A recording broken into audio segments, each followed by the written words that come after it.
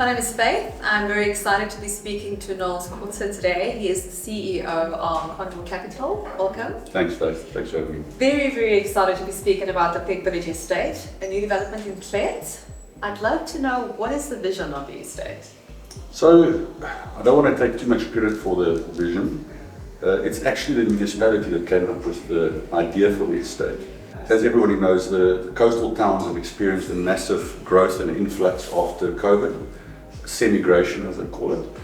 And what's happened since then is, Plett has boomed. The house prices have gone through the roof because of people moving down. It's an idyllic lifestyle.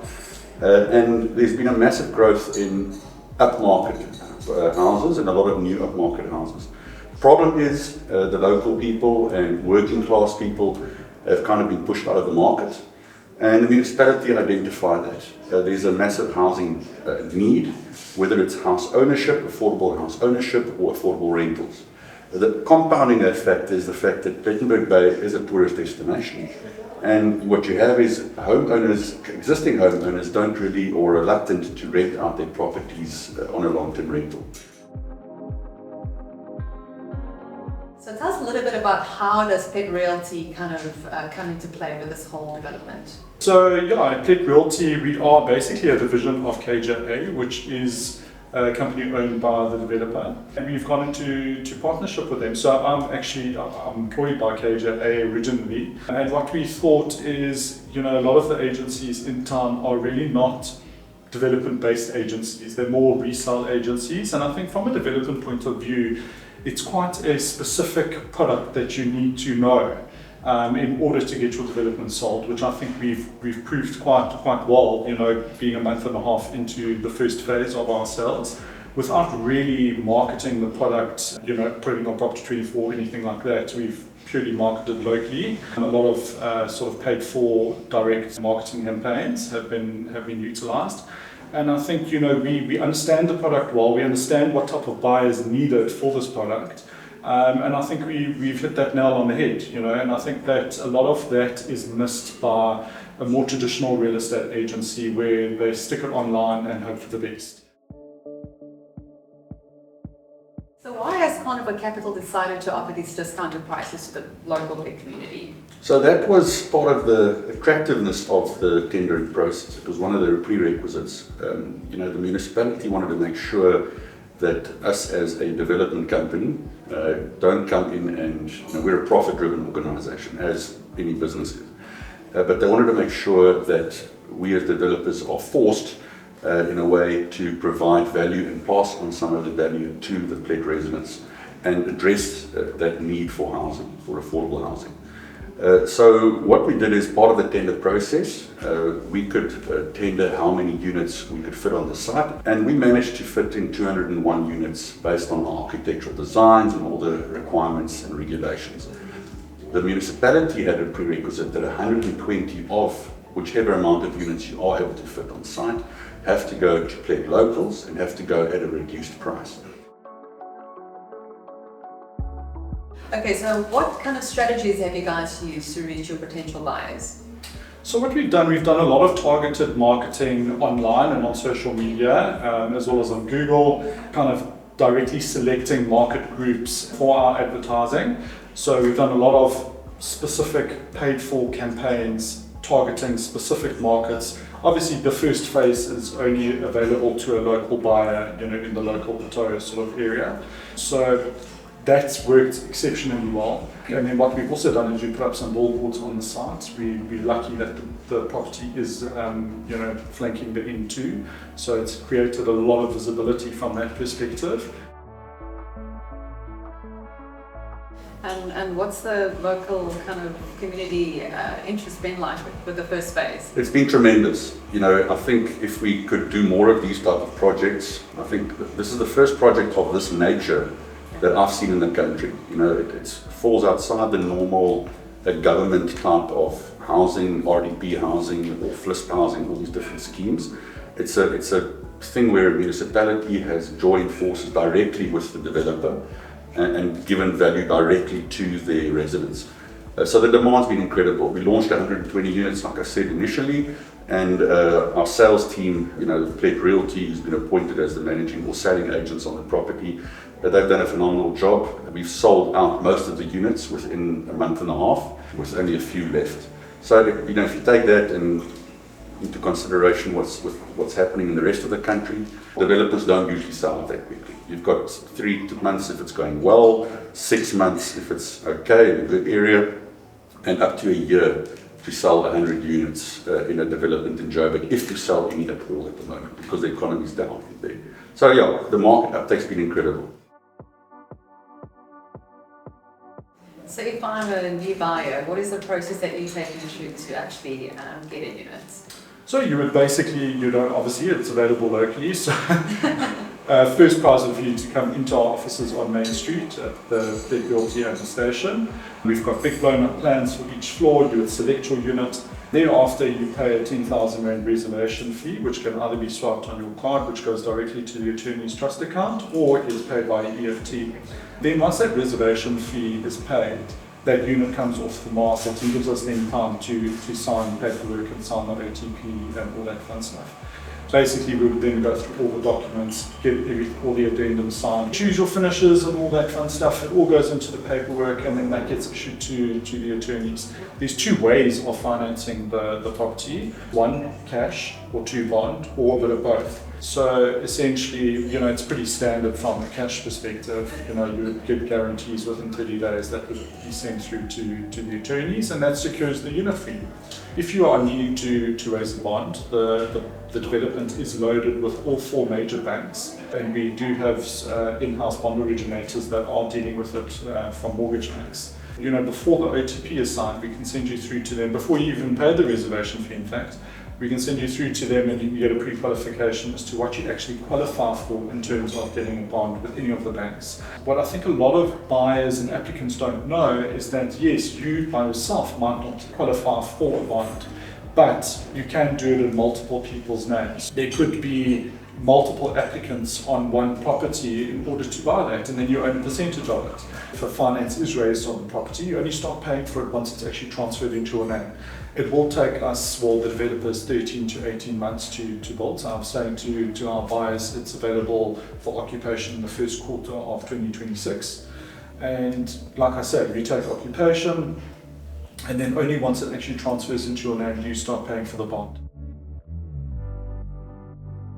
In terms of local job creation, are you going to be using local suppliers and materials for this development? Yeah, so I'll be upfront with that. Part of the tender process is we have a certain percentage that we have to give to local suppliers, and we will always do that. As a Plett local and forming part of the community, it's the first time I'm living in a small town, coming from Joburg. We really love the fact that there's a sense of pride and a sense of community, and we embrace that. We want to feel part of the community. Having said that, our philosophy in our business is to give first option to locals, being a contracting firm, roofing guys, electric guys, all of these guys, to give them first option to get involved in the project, provided that the quality of their service is up to scratch and that the pricing is market related of what we would get somewhere else. Okay, so what are the most kind of frequent questions that buyers would like to know about the Plett Village Estate? I think most of the questions around Plett Village Estate come back to affordability, which we've just touched on. It again comes back to when the actual development will start. We start with the bulk services in January 2025, and then we plan for the boundary wall to be started on the 1st of Feb 2025, and then the actual building should commence towards the end of Feb, beginning of March. Although another question that I frequently get asked is, because we are selling it in 2 phases, is half the complex only being built, and we actually be building the entire complex at once. We're phasing it from a sales perspective, purely because of the tender process which Nols touched on. I get a lot of questions on what facilities the estate will have. So we'll obviously have 24-hour state-of-the-art security. I think security is one of the utmost important things when it comes to somebody's investment of this type of magnitude. We'll obviously have a clubhouse, pool, bar facilities, kiddies area, kiddies playground, outdoor gym, and a combination court. So in terms of estate facilities, I definitely think we're right up there, especially in this area, for what the estate actually offers. Another type of question I get is pets. So yes, we do allow pets. Obviously, there's a limitation in terms of that for apartments. It's one pet per apartment. Upstairs we allow cats, obviously not being garden units, and downstairs we allow a dog, obviously with a bit of a height restriction. We obviously don't, the garden sizes don't allow for a Great Dane, shall we say. It is an apartment after all. Next sort of questions that we sort of get asked now that we're touching on extras is what other upgrades can you do to the apartment? So our garden units aren't enclosed, so we do offer a enclosure for that garden unit with a patio and pergola roof, and obviously garden gates and fences and whatever.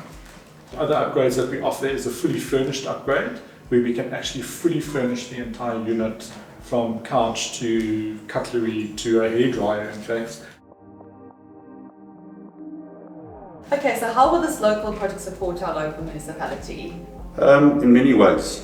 So direct benefits to municipality are rates and taxes, that municipal or homeowners will pay to municipality. Currently it's a vacant piece of land.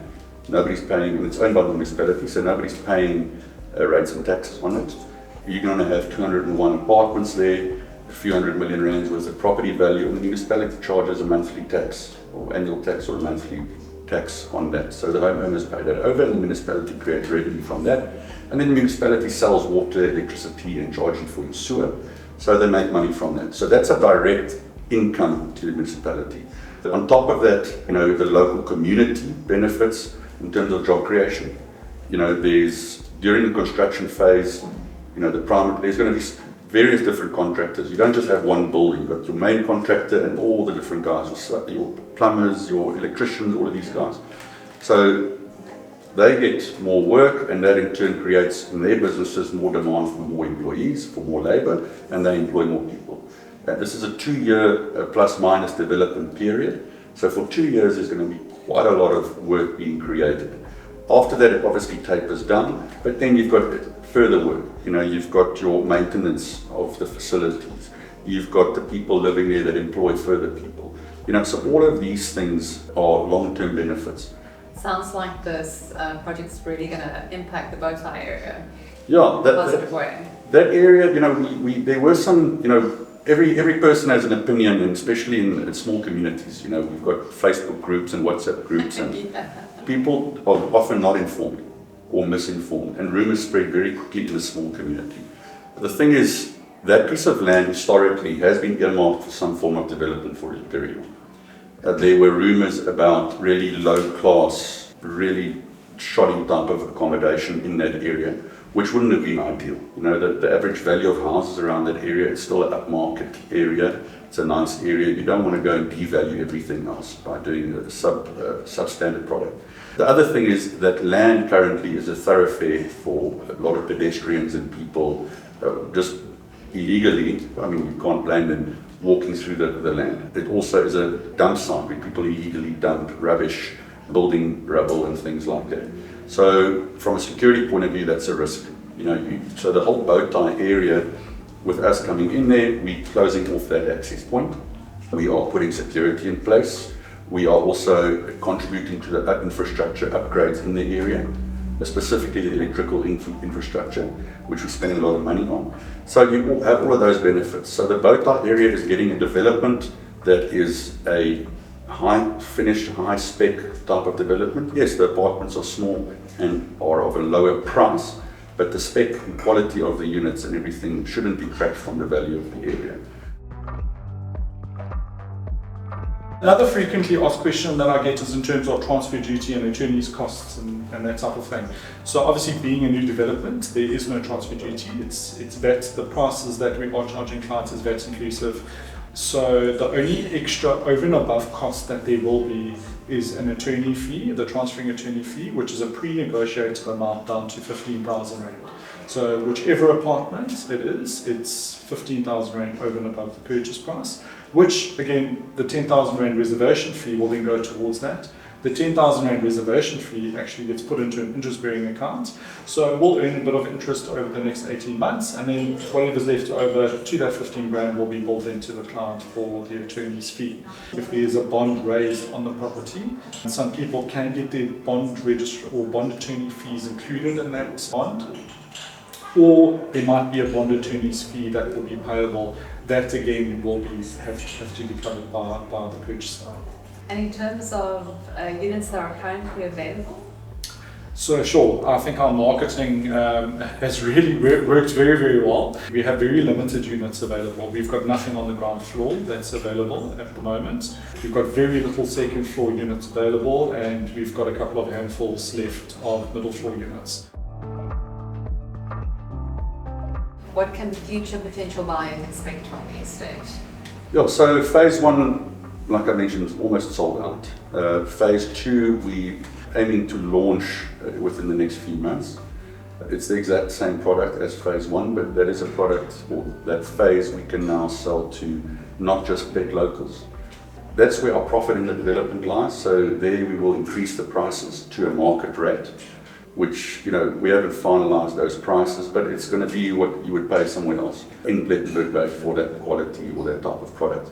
Anybody that's buying in this estate, you know, that they want to know that this is not a bad investment, long term, and both short term, obviously, as well. Nobody likes to buy something and then it's worth less. You know, you don't want to be buying a car in this instance. It's an appreciating asset, or it should be an appreciating asset. We've looked at the market. You've got Plettenberg Bay, which is the location or the macroeconomics around it, which is a town which is growing at a tremendous pace. So that's always good. You want an influx of people into a town, which means there's always going to be demand for housing and for newer housing. Developing, now when you go to the supply, developing of properties. In South Africa, every year is becoming more and more difficult to take a piece of land and get it ready to a development ready level, and then to go and develop it. So the supply of property, especially in a place like the Western Cape, where environmental concerns are fairly onerous, be that good or bad, it stops other developers from easily adding to the supply and oversupplying the market. So that should be, from the fundamental economics point of view, be quite good for a potential buyer, whether he's an investor or wants to live in the property. At the end of the day, if you're buying it to live in, it's still your largest investment you make on average, is your personal residence in South Africa.